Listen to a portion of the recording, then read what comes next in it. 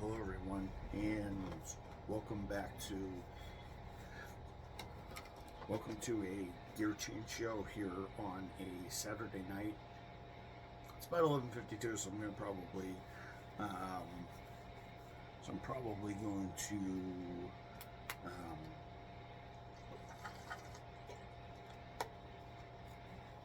I'm going to be here for a half an hour, and I hope you guys are along for the ride. I certainly am, and well, because it's the gear change show. So, without further ado, I thought I'd get into the topic today.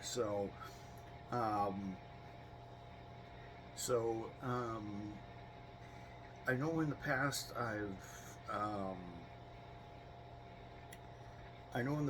that I've spoken here for half an hour, and I want to be here for like 35 minutes, probably. And because I'm wide awake, because I've had iced tea and I've had a bunch of stuff, so I'm wide awake and I'm ready to go again. So hello everybody. For those of you who are wondering, yes, it's the Gear Change Show. Yes, I did miss yesterday. I did post a video Thursday, but I'm gonna make it up for today, and stuff like that. Pokemon White episode went out on Thursday. Friday, I decided not to record because I had to get to sleep so I could actually wake up tomorrow. So I could wake up yesterday. So wake up today. So work went well. So, but I'm not here to talk about work because, as you guys know, I'm back in produce, and I'm not going to talk about it anymore because it's work. I'm just not going to talk about work anymore as much as I should. It's going well. I'll get into details. I'll get into details maybe on a vlog next week, maybe on Sunday or Monday on what's going on, but I'll keep you guys updated and what's been going on and what life's been like. So I hope you guys. So I hope I got that out of the way and I can go on to the main topic. So yes, there's been a heck of a lot of talk about plans for next year and what's going to be happening in the racing world next year. So for those of you who don't know,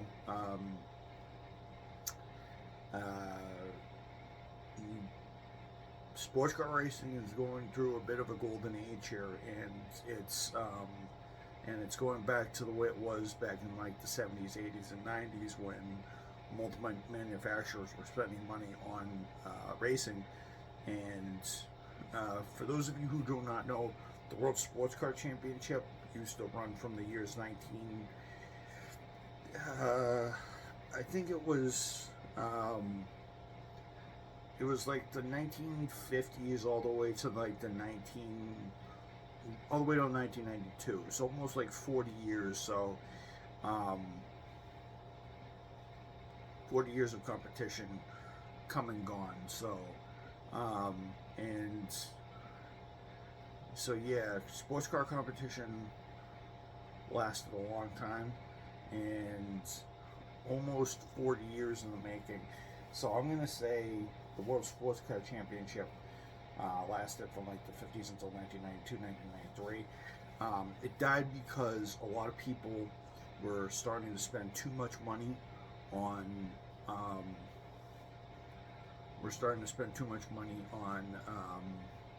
racing, and every era had a change because either the cars were getting too fast or safety was becoming an issue.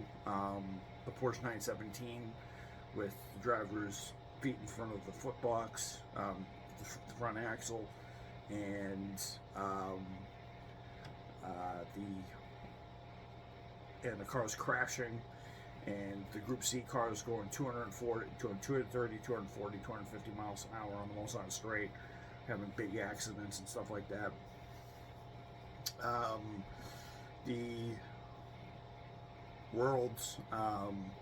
The World Endurance Championship started out as a diesel, and well, actually, there was no World Sports Car Championship till 2011, 2012. With the the International Le Mans Endurance, International Le Mans Challenge or something like that, or Championship or something like that, and that ran from 2010 to 2011, and well, actually no, it ran from 2010 to 2011.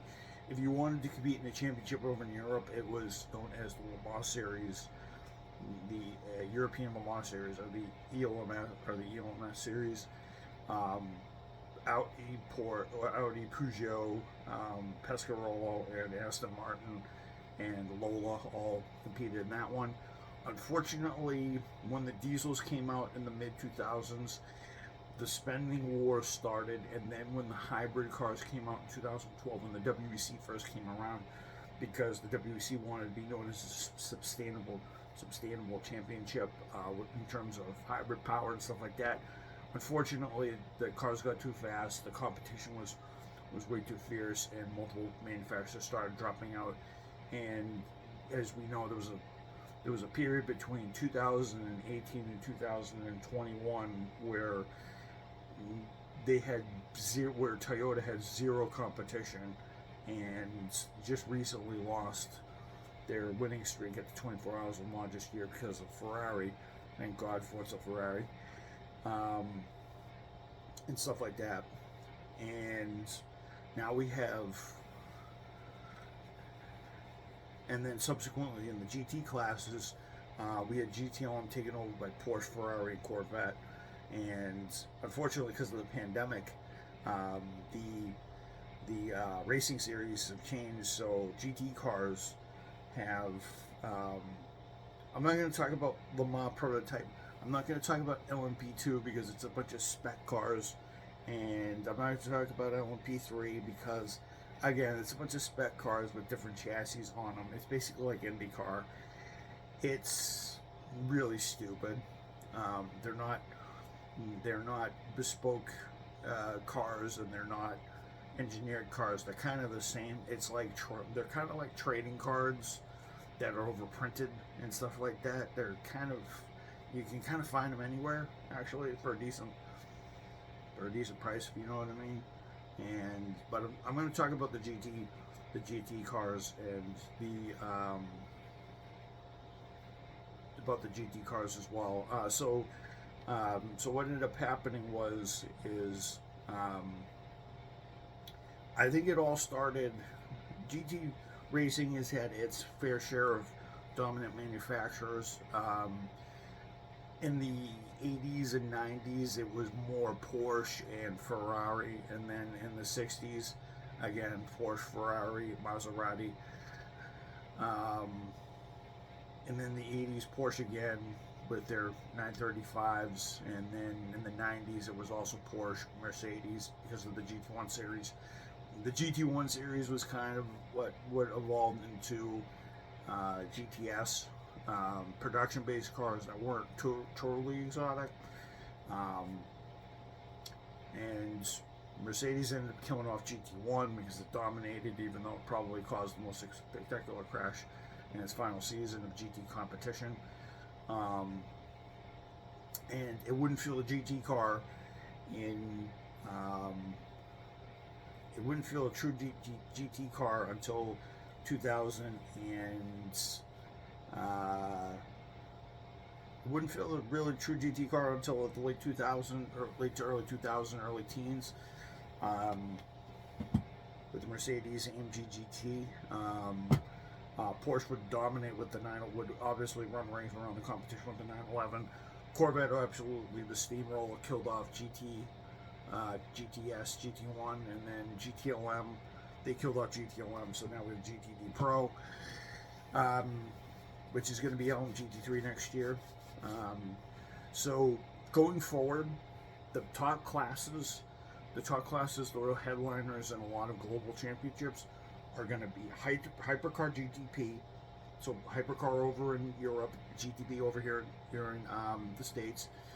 LMP2 is going to be sitting there, but they're going to be also ran, so it's not going to be a lot of competition. LMP3 is going to be out of the series next year. They're going to be on their own thing. They're going to do their own thing in the VP Racing Series. So LMGT, LMGT, LMGT, well, GTD Pro. It should be called LMGT3 Pro, to be honest, but unfortunately, because it's Daytona based and it's NASCAR, they have to call it GTD. Called GTD Pro. For those of you who don't know what GTD was, GTD was like the lower class of,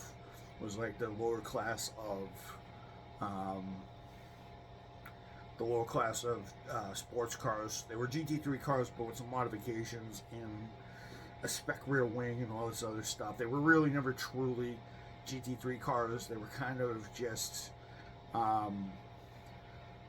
they were GT3 cars, but they were engineered to be a little slower. And eventually in 2016, they ended up getting they ended up going to GT3 spec, and eventually, because GT1 got killed in 2020, got killed in 2020, got killed at the end of 2021, I mean, at the end of 2020, 21, 22, 23, which we're at today, began the march from GTD Pro, and then GTD, or GT Daytona as it's known. GT Daytona, GTD means GT Daytona, but for a lot of people are gonna, people are gonna say, oh, GT3 Pro, you know, and then there's gonna be GT3 AM, LMGT3 AM, so, in a lot of places. GTD is more Pro-Am, GTD Pro it will be, or LMGT3 will be Pro, and that's kind of the topic I want to have today. So now that I've gotten all that out of the way, so the current classes over in Europe are going to be Hypercar GTP, LMP2, and LMGT3, and LMGT3 AM probably, and then over in America it's going to be known as GTP, LMP2, GTD Pro, and GTD. They're all going to have 4 classes. I know it's confusing as hell, but that's the way how it is. Now that I've gotten that out of the way, I'm going to talk about just, I'm not going to talk about Hypercar, because Hypercar is a cool class. Hypercar GTP is a cool series. I love it to death.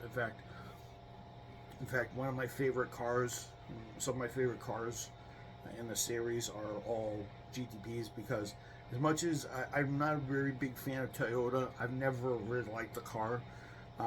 It's not because I'm biased towards the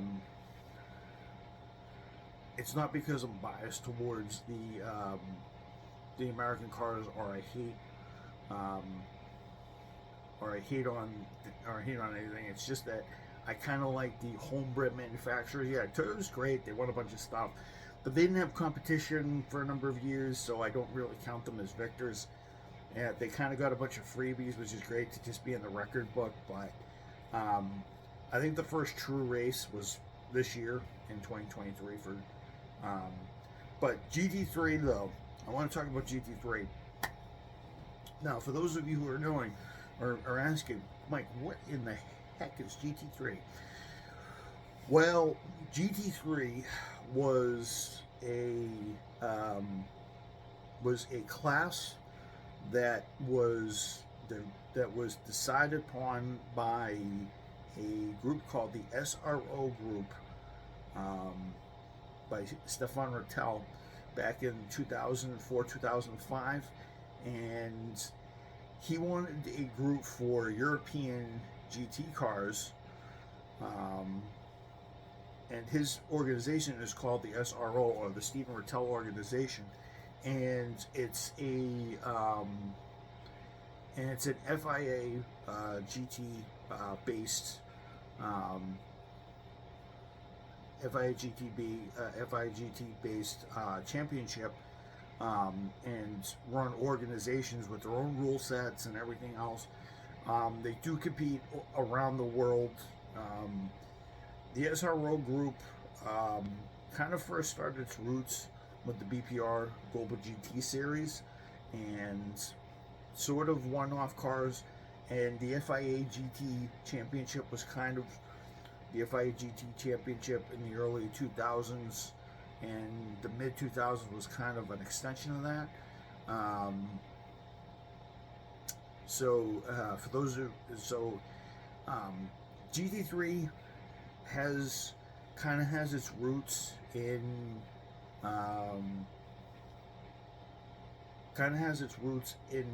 motor sport a little bit. GT2 or GTD well, it was known as GT and then was known as GT and GT2 when they called it GT1 or GTS, whichever raw. Because remember, GTS, it used to be GTS and GT over here in America and over in Europe. So, GTS, Dodge Viper, Prototype Ferrari, Lamborghini, and Aston. Well, not Aston Martin. Well, Aston Martin came later. But the GT2 series kind of gave them an idea that maybe they should have a spec of cars that are based on GT1 cars, but they're more production based, and they are not as heavily modified. They weren't as heavily modified as a GT1 car. It was meant to be. GT2 cars were more. It used to be GT1, GT3, and then GT2. A lot of people are sitting there going, well, which one is faster, GT1, GT2, or GT3? Well, I'll explain. GTS or GT1 were faster. GT3s are a little slower, but a little faster than, or slower, but they're kind of in the middle. GT3 and GT2 is kind of like GT, like Porsche 911s, Ferraris, and that sort of thing. And they were supposed to be by weight and horsepower, slower. So GT2 cars used to have less power but less weight, and but they used to generate better lap times than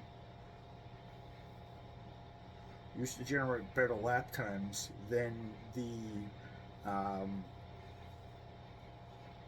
so the GT2s used to have low horsepower and better lap times, but they'd be slower than GT1 by maybe upwards of maybe 5, 6, 7 seconds. And then the GT2 cars, which had 400 to 450 horsepower, were slower than that. Those GT2 cars would eventually evolve into GTE. Which would be GTLM and GT1 and all that other stuff. So GT3s used to be a step down from GT1, but they used to be a step higher from GT2 or GT, if that makes any sense. I know it's confusing as hell, but but that's what sports car racing is, and everybody I talk to says, what? That sort of thing. So I'll give you a very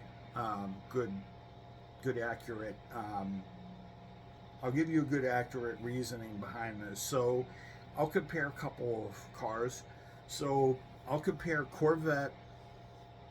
So I'll compare Corvette, Ferrari, and Aston Martin, for lack of a better word. So let's say in GT1. So in GT1, the Corvette has a 7-liter V8 with 600 horsepower, give or take.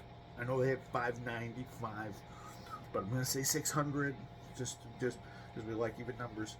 And then we had the Aston Martin DB9 with 6-liter V12, 600 horsepower, about 600 horsepower.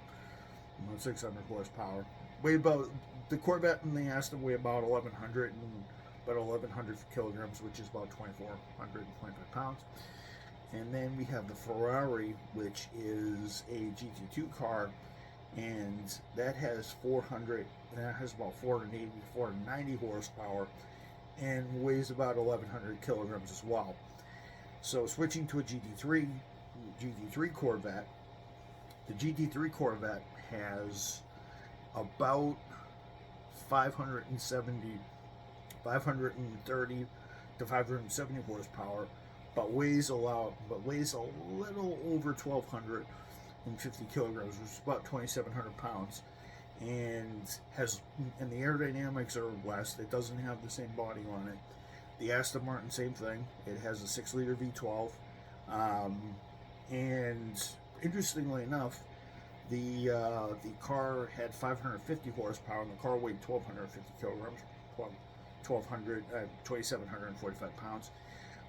The only difference between that and the GT1 cars is the GT3 cars early in the championship in 2005, 2006 actually had the ability, you actually had the option of running a 6-speed manual transmission with a clutch and not the sequential manual that a lot of people did, because a lot of people couldn't afford a sequential manual to put in their car, and they wanted to give them an option. So there was so if you looked at a lot of early GT3 cars, chances are they had a factory installed manual, and they actually had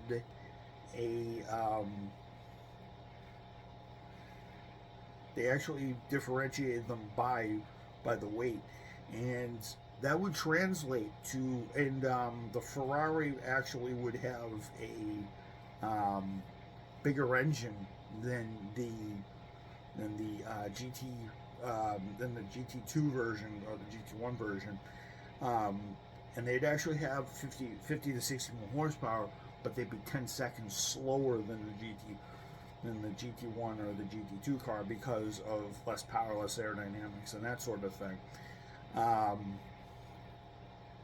But the cars have evolved since then, and since GT1 and GTLM and GTE died, the true GTE cars died, are going to die this year, because GTE AM is the last GTE Pro car, and Corvette has won the last GT AM title, which I'm happy about.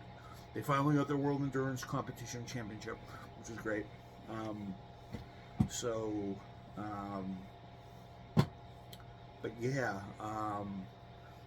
But yeah, so we've now fast forward to, I've been here 22 minutes, haven't I? So yeah, now that you got an idea of that and the evolution of GT3, if you guys understood all that, it was an evolution and de-evolution of these cars. So going into 2023, I'm going to talk about, like, the last 10 minutes of this video, I'm going to talk about just the state of GT now. So next year we're going to have GTE 3, or it's going to be known as GTD Pro and GTD over here in the US. There's probably going to be GTLM AM, and there's going to be GTLM Pro. We'll see. We'll see what they call it. I'm pretty sure they're going to call it GTLM Pro, GT3 Pro next year in World Endurance Competition, just so you don't get confused anymore. See, they tell you which one. For those of you who do not know what Pro and AM means, Pro drivers means the guys that have the most experience and are actually paid by the factory or by the team to actually drive for the race car team, or they're factory supported race car drivers. AM cars are more for the pro drive. They have a pro drive, 1 or 2 pro drivers, but they also have a couple amateur pay-to-play drivers. These are the rich business boys or drivers that just don't want to be part of a factory contract, and they just want to drive for them, and they're just a free agent style thing. So this is like Paul Dell'Anna, Ben Keating, and Tim Pappas and stuff like that. They race Porsches, BMWs, McLarens, and all sorts of stuff. And the state of the manufacturers is actually pretty good. There's a brand new setup of content. There's new race cars, and there's a bunch of new cars coming through next year. So, and the car count looks nice, and the average motor size now since GTLM has become a thing, the maximum motor size for the classes is 5.5 liters, which my personal favorite, the Corvette, adheres to. And and I think turbo engines are limited to 4 liters. There's only a couple of turbo engines on the grid. I know McLaren's one, and Ferrari actually has a turbo car. Ferrari has a turbo car, but it's Ferrari has a turbo car, but it's a 3 liter, and Porsche still has the 4.2 911, or yeah, I think it's a 4 liter 911, but they might enlarge it. But they might enlarge it though later on. Never know because it's Porsche. And then Ford's coming in with the GT3 Mustang, which they just unveiled the GTD car, and McLaren's probably going to be in there, and BMW is going to be in there.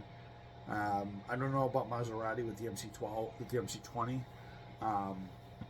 but the mainstay of this championship is that there's going to be multiple teams involved. I mean, there's probably going to be multiple Mustang teams that are going to be along with the factory. Corvette already has 8 cars signed for the World Endurance Championship and for other global championships. TF Sport has signed up for 2 cars. Corvette Racing has signed up for 2 cars.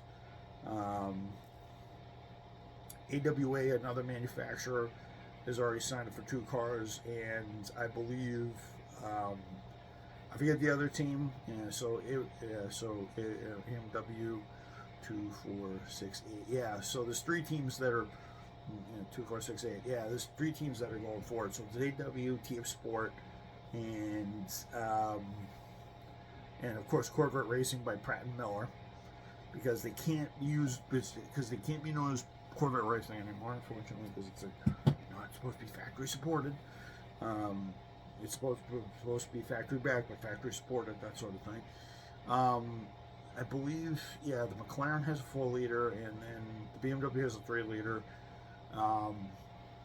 and Aston Martin has a 4 liter turbo. Right? They're probably going to be in there as well, even though they don't have a hypercar, but they're going to try to be for a spot. Thanks to Cadillac, Corvette actually has a spot at the Le Mans grids now. McLaren might find it a little hard to do it. Ford is definitely going to have it, because Ford's going to pay the money, the Uber dollars, to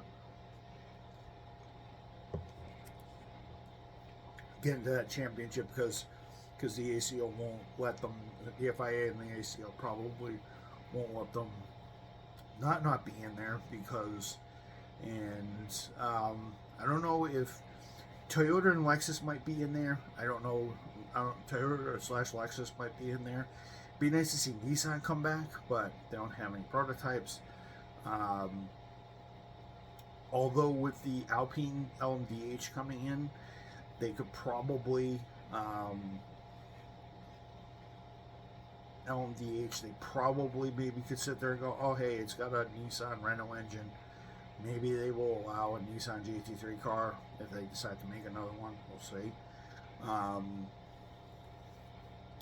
But I just wanted to say this. I hope this LMGT3 class continues, because LMGT3, as I said, has been successful for the last 2 decades. LMGT3's birth was 2005. That's 2 years from now. LMGT3 or GT3 or the GT3 class has had its roots for the last 18 years, and a lot of people were like, "Oh, this championship will never be sustainable. It won't stay. It won't be economically viable. It'll get too expensive to run," which I'm pretty sure it will, because LMGTE kind of just stayed that way. If they just don't make any changes to the cars, and they keep the cars at a certain speed, and they don't make teams spend a heck of a lot of money, they can have it very competitively, and they won't need balance of performance, which is the equalization of the cars, which is the reason why we're having this problem in the first place, because not a lot of manufacturers want to play nice. So yeah, and it's just ticked over 30 minutes. I'll leave you guys with this. I know it was very confusing. I know I probably rambled on a little too much, but racing is kind of sports car racing is kind of being confusing, but that's the greatest thing. And people ask questions a lot on what the racing's like and reason why there's multiple classes, and I always have fun talking about it. I just want to give you this. It's kind of sports car racing kind of progressed, regressed, and then progressed again, and it's kind of been going through its ups and downs. It's the hypercar manufacturers are not to discount LMP2, but that gives people a spec set of cars to run with, and it gives people to have a cost-controlled way of getting into the sport. But it's cool that hypercar has Porsche, Audi, Porsche, BMW, Porsche, which is representation of the Volkswagen Group. His BMW, which BMW is going to be doing next year. Cadillac, Peugeot, Toyota, and Ferrari are Le Mans winners from this year, and also Alpine, Lamborghini also coming next year, and ISO Franchi, whatever their name is, Isoda Franchi, whatever the heck their name is. They have a 3-liter V6 turbo car coming next year as well.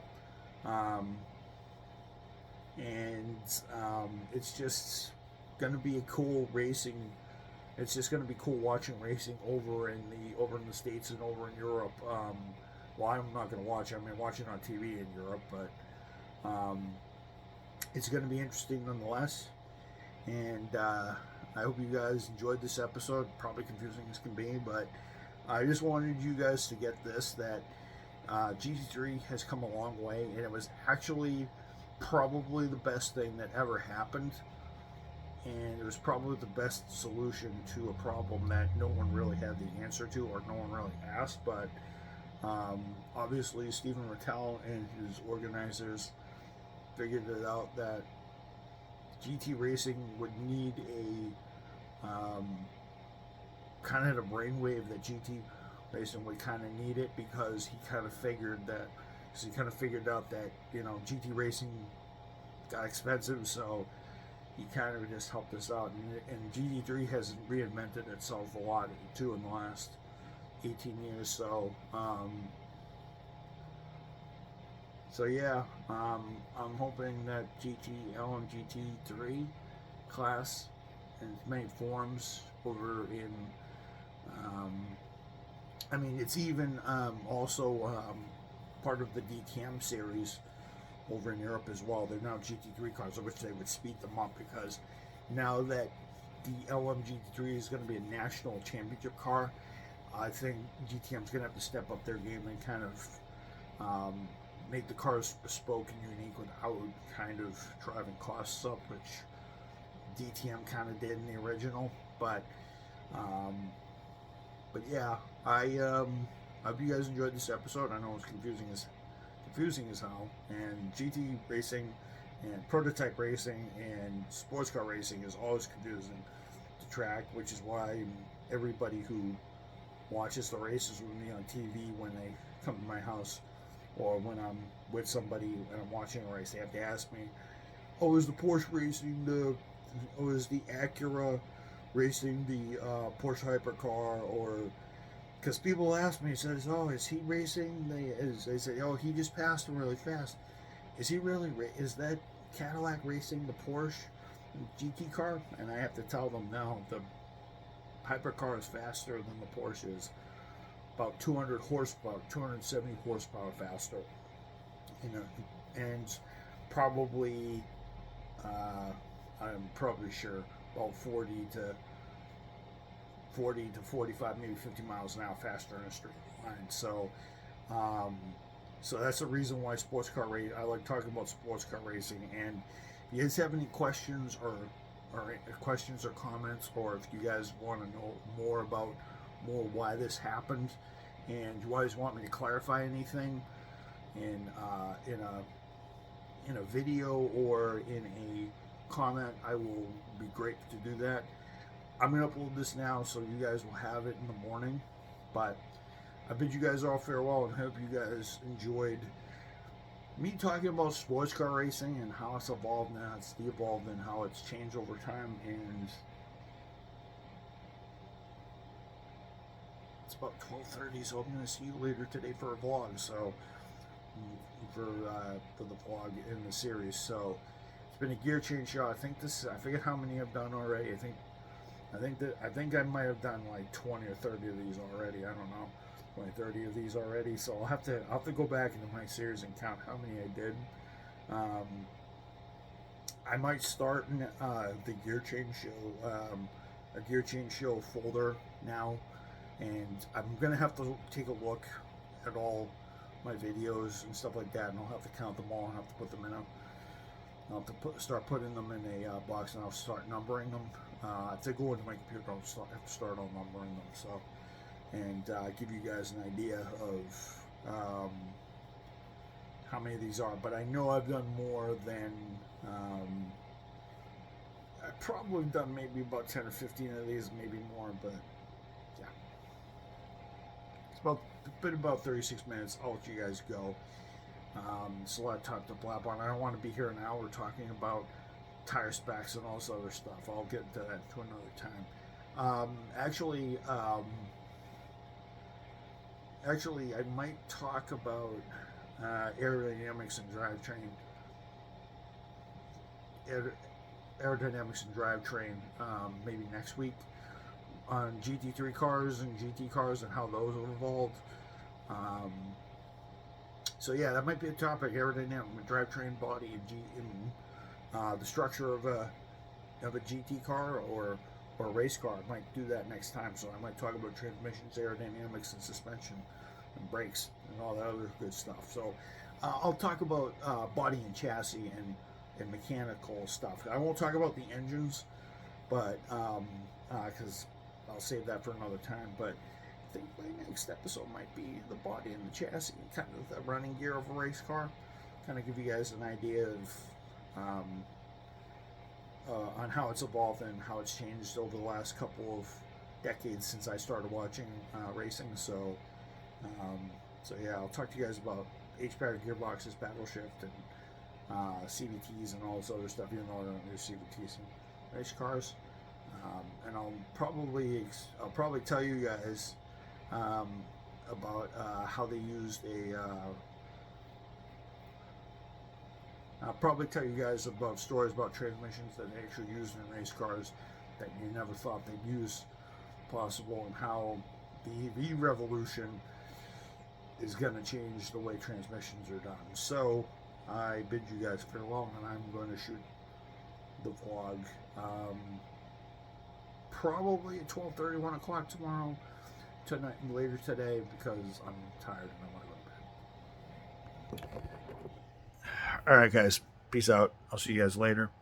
So yeah, and then Monday I will probably talk about work, and then tell you guys how I'm liking produce again and how I'm having fun at this point at the moment. So even though I didn't have fun last time, and that's the reason why I kind of left. So I kind of left the area to explore myself a little bit. But I'll tell you guys that later. Peace out. Hope you guys enjoyed this gear change show that's been like 40 minutes. So peace.